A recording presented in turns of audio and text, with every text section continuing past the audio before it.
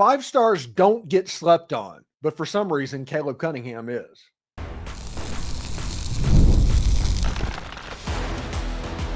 You are Locked On Ole Miss, your daily podcast on the Ole Miss Rebels. Part of the Locked On Podcast Network, your team every day. Welcome to the Locked On Ole Miss Podcast, the most watched Ole Miss podcast around. I am your host, Stephen Willis, a 10-year veteran member of the national media and a former Ole Miss staff member. On today's show, we talk about one of the most highly recruited players to ever sign with Ole Miss, and for some reason, no one in and around the fan base and outside of it is talking about where this player can take the Rebels. Is everyone just so infatuated with the Ole Miss receiver room as it stands? Or do they not believe a five-star freshman can crack the wide receiver unit that PFF ranks fourth in the country? Because let me tell you, this kid oozes talent. We'll also talk about his fellow wide receiver running mates in this freshman class who are already trying to steal reps from the upperclassmen, starting with Winston Watkins. These newcomers have their work cut out for them. In our final segment, we'll talk about how far this team can go and why it may all come down to that wide receiver room. Remember, we're free and available on all the podcast apps and on YouTube. Thank you for making Locked On Ole Miss your first listen every day. And a special hello to the insiders and everydayers who make this show what it is. Don't forget to find a second listen on the network. Chris Gordy at Locked On SEC or Corey Burton at Locked On Vandy offer even more perspectives on college football, the SEC, and yes, when necessary, Ole Miss. It's weird that Caleb Cunningham is an afterthought right now when it comes to the national media, when it comes to the recruiting service, when it comes to all of the preseason magazines coming out. He's not even listed as one of the top signees in the SEC in the latest Athlon edition. And a lot of that has to do with the fact that for the second straight year, he joined Cam Franklin in not playing in a postseason all-star game. When you don't play in those games, they drop you in the rankings almost as a very petty thing. But they dropped him on down to a 4-star, but he was a 5-star going into that game. When he didn't show up, they kind of ended his 5-star dreams, I guess. Those 5 stars don't necessarily mean anything. Anyway, he's a really great player, and he's an elite player, potentially at the level of A.J. Brown and DK Metcalf. Could be one of the best wide receivers to ever play at the University of Mississippi. And because of that, it's weird to me that nobody's talking about this. And we're going to talk about the PFF fourth-rated wide receiver room and those players in the third segment today. I genuinely think that how far Ole Miss goes and how well Austin Simmons does, the wide receiver room is going to play a huge role in that.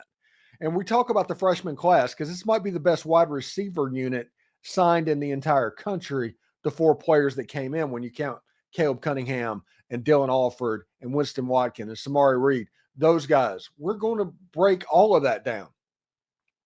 But it's weird to me that in the preview for the SEC season, Caleb Cunningham isn't getting much love right now.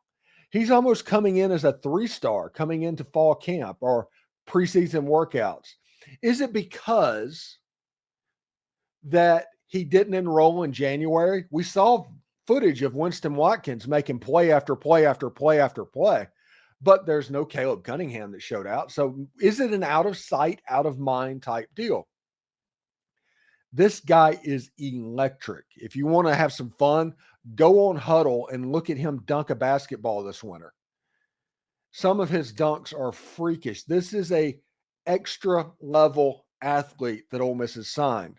And the talent that Ole Miss has accumulated, especially at the wide receiver position, is just absolutely out of this world. Is it the fact that the Aiden Williams situation happened? Everybody's not paying attention to Caleb Cunningham because when Aiden Williams came in, he was an Under Armour All-American. Everybody expected good things for him. Ended up not playing. He ended up playing a little bit, and his playing time just diminished and diminished and diminished to the point where there was none. Do they think it'll be a situation like that? Because the flip side of it is Caden Lee, who's seen his production go up from a true freshman to a sophomore where he had nearly 900 yards receiving going into his junior year. Is that the reason that people are sleeping on Caleb Cunningham. Caleb Cunningham has a chance to take this Ole Miss wide receiver unit to a different level. There's not many players on this roster that has his athletic ability. When you saw his game against Noxubee County in the state championship game, we always like to go back to the state championship game because that's usually a televised affair. That's kind of our introduction to seeing a player live. We go back to that game, and Noxubee County is a really good team. Their quarterback was Camario Davis. He's went to Mississippi State. He's a good quarterback. I think he made it to Elite 11. And you could see the talent and potential that Davis has. But in that game, the best player on the field, without a doubt, was Caleb Cunningham. It's a game that looked like Caleb Cunningham was playing in slow motion because he was so far superior to every other athlete on the field. That's Mississippi 4A. We're not talking about 1A. We're not talking about Bogachita High School here. We are talking about 4A high school in the upper parts of the Mississippi high school classification system. Mississippi having a 7A is absolutely ridiculous, but we'll come back to that at another time. Caleb Cunningham will allow this wide receiver unit to become different.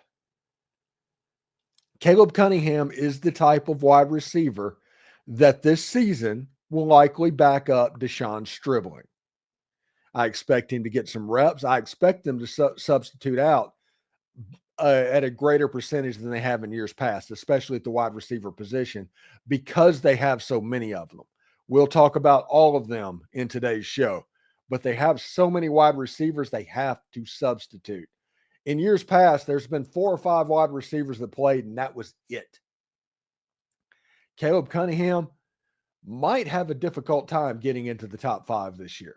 So if the coaching staff does the same thing that they have done in years past, Caleb Cunningham's at a little bit of a disadvantage because he missed spring. That's just the way it is. But if they substitute a little bit more, if they split time with Deshaun Stribling and Caleb Cunningham, 2 similar athletes, but 2 a little bit different athletes, you can take the outside field wide receiver and turn them into an absolute monster of big play potential, which would open up Harrison Wallace III or Trayvon Reed or Winston Watkins or Caden Lee or the tight ends of Daquan Wright and Luke Haas. So many weapons on this football team that can be unlocked by having a player of Caleb Cunningham's caliber sitting out there. I didn't even mention Caleb Odom, but we'll talk about that in just a second. Listen, nobody's talking about Cunningham or what could be a truly elite freshman class. With Winston Watkins in the mix, we'll dive in why that might be a mistake next. The NBA playoffs are in full swing, and every night delivers highlight-worthy performances, major momentum shifts, and can't-miss moments. Whether it's a game-winning shot or a breakout player, there's never been a better time to get in on the action. FanDuel makes it easy to stay in the game before tip-off and live. And with player props, performance trends, and same-game parlays, fans have more ways than ever to play smart and win big. I know baseball is kind of a 4-letter word for Ole Miss fans right now, but over on MLB, Spencer Torkelson and Riley Green and my Detroit Tigers, they're kind of running through the American League at the moment. Maybe a same-game parlay might be in the offering. Maybe that would work for you. If you wanted a little bit closer to home, Ole Miss comes in as a 37.5-point favorite against Georgia State in the latest odds. If you're new to FanDuel, this is the perfect time to sign up. Head to FanDuel.com and place your first $5 bet. If that wins, you get $200 in bonus bet. That's easy. Make every moment more with FanDuel, official sports betting partner of the NBA. Listen, Caleb Cunningham is almost an afterthought nationally coming into the season. He is a type of guy that if he gets on the field and he breaks out, he is going to be surprising to these yokels that claim they cover college football because they've just decided that they're not going to pay attention to that because he did not enroll in Ole Miss in the spring. I get it, but I think that's folly. I think the talent is so great. If he picks up things like blocking in the run game, if he picks up the intricacies of the route tree, which he's going over during summer workouts right now, this is a player that has a chance to be pretty good. This whole freshman class has a chance to be really good, led by Winston Watkins outside of Caleb Cunningham. Winston Watkins was here in the spring, and it seemed like daily, every single practice, there was some sort of amazing catch, something where Winston Watkins was making plays on the football field. Again, the problem for Winston Watkins is he's likely going to back up Caden Lee. Caden Lee has a chance to have probably 100 catches this year and 1,000 yards. He has a chance to have an Elijah Moore type season. So because of that, I don't see Winston Watkins starting, but he is probably better than the starting slot wide receiver in half of the SEC.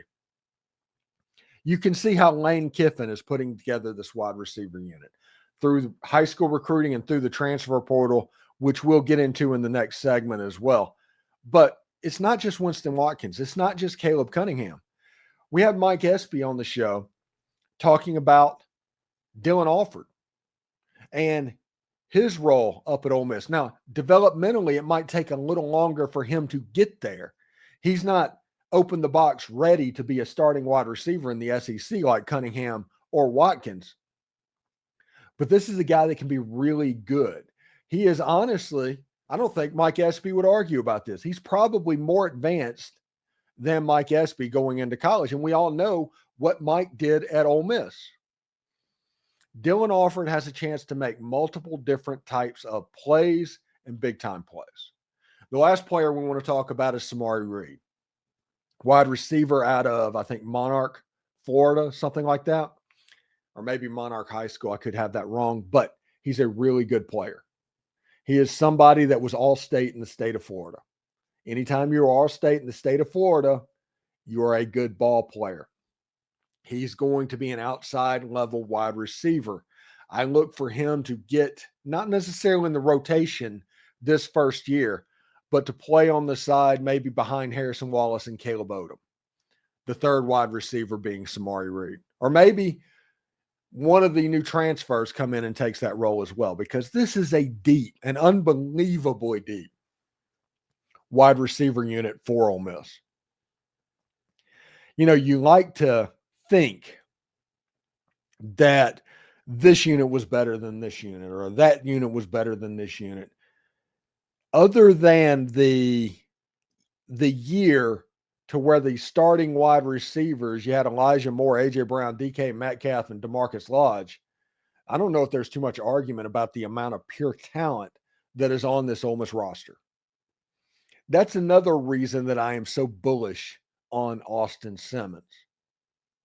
When you look at what can happen and what's been set up for him, you need to have reliable wide receivers for a young quarterback. You need to have a reliable tight end for a young quarterback. You need to have a running game for a young quarterback. And we're going to talk about that sometime in the next couple of weeks. But Shakai Mills-Knight, he's on campus and working out as well. The pieces to help Austin Simmons are in place. Doesn't need to get something. You don't want something to happen. The pieces are in place. It is up to Austin to show the developmental and good decision-making that we all know that he can do. And if that happens, if he just A.J. McCarron's this, Ole Miss could win 10, 11 ball games. If he has struggles, Ole Miss is going to drop a game or two. Look at 2022, for example. We all know how good Jackson Dart was. Okay? The wide receiver unit wasn't quite as deep as this season. The running back position wasn't, well, actually it was quite as deep. That was Quinshawn and Zach Evans. That's the reason they ran the ball 75% of the time. But Jackson Dart was not a developed, finished product, and the wide receivers were not there to kind of pick up the slack. I mean, Jonathan Mingo is a good wide receiver. He is. But there's nobody on that team that I think would start on this team. I like Deshaun Stribling. I like Harrison Wallace III. I think Caleb Odom has a chance to be an absolute star.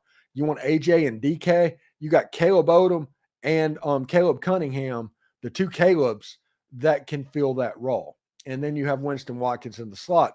This offense and Lane Kiffin's offense has a chance to be really special. And they've recruited the high school ranks really well. I like what they did with Cunningham. I like them getting Watkins, who's a cousin of Sammy Watkins, the former player that played in the NFL. The freshman wide receiver group might be the best in the entire country coming in. And they are going to struggle to get playing time from the transfer players that got brought in. It's a weird situation and something that Ole Miss fans are definitely not used to. But this thing's 10 deep. This thing's 11 deep right now. There's some really good players that are not going to get to play very much this fall because of the way this wide receiver room has been built. We have Michael Katz on the show tomorrow. He talks about the question he has. It's not about the wide receiver unit, but he worries about the offensive line a little bit. It makes sense. After last season, moving to this year, I think last year they were just a little bit too big. Honestly, they weren't athletic enough for zone running scheme. So this year they're getting a little bit more trim. They're getting a little bit more fit. They're not quite as big. So we'll see how this Ole Miss team goes with that. But this freshman wide receiver group, it is going to be good. So in our final segment, the truth is simple. This Ole Miss team will go as far as the wide receivers and even the running backs take them. So stick around. We'll break down exactly what that means.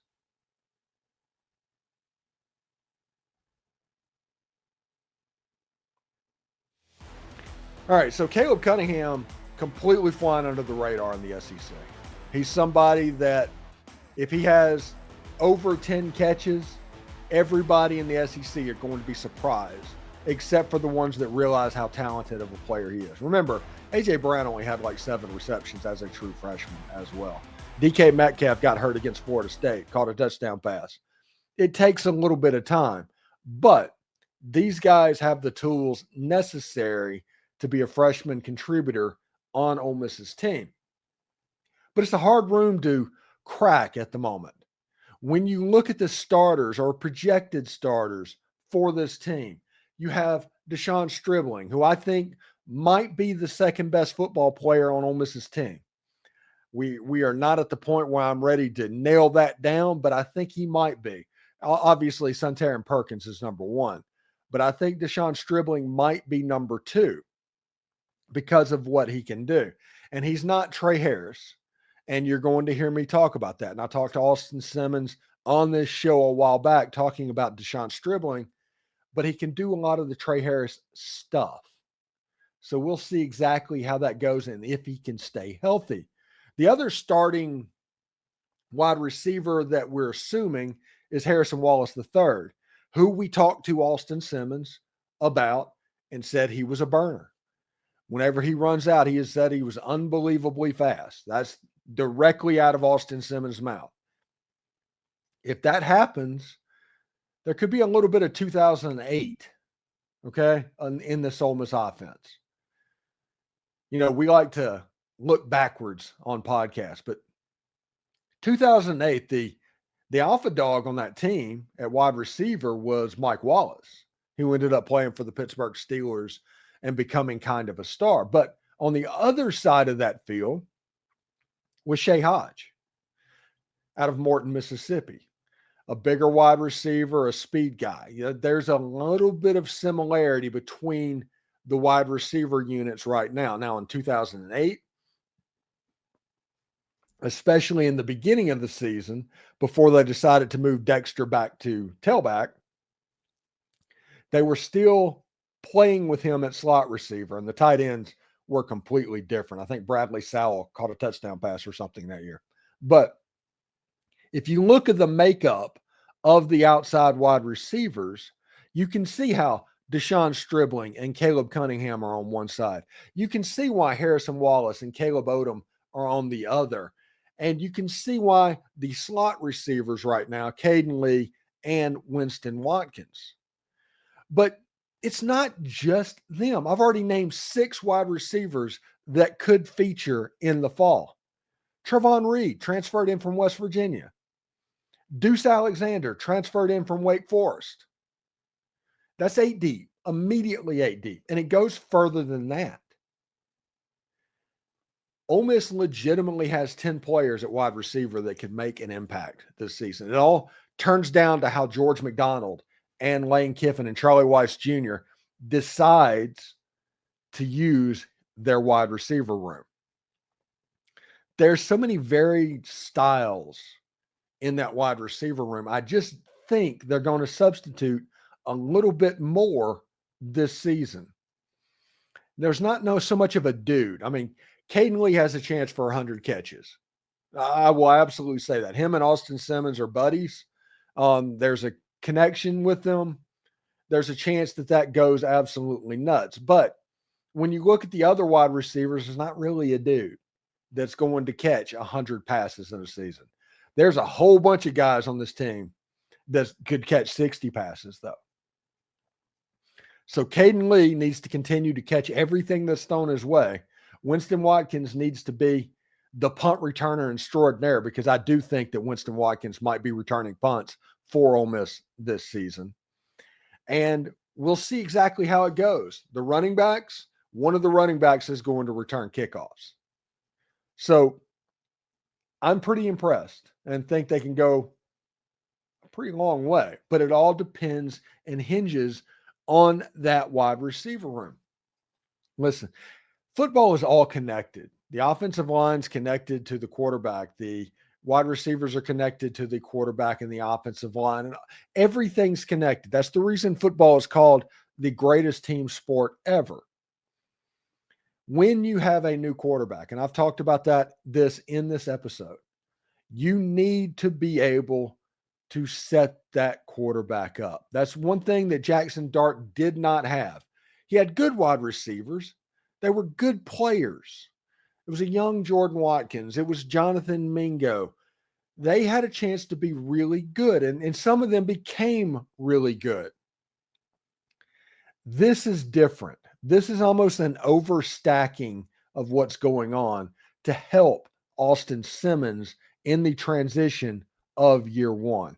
Remember, the first season with Jackson Dart was not great. It was 8-4. The Texas Tech game happened. I understand it. I get it.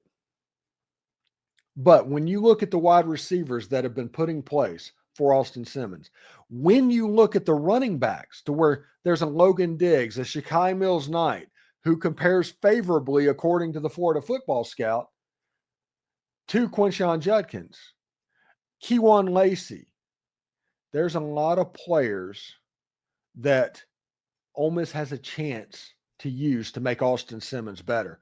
So therefore, Ole Miss is only going to go as far as their wide receiver room takes them. They're going to make it to the playoffs or not make it to the playoffs based on that wide receiver room. Every rep they take in fall camp, every rep they take during the season will be meaningful to where this Ole Miss football team goes. The offensive line is going to be better. It is. They were a little bit too big last year. This year, they're going to slim down a little bit, and they're going to be a little bit better. The running back room is going to be a little bit better. It's going to be a lot better if we're going to be honest about it. The wide receiver room is stacked, 4th best in the entire country. The defense is going to be good. PFF rated them as the number 10 rated defense in all of college football. They are going to be good. They're going to figure it out. Pete Golding is a good coach. He knows how to do this.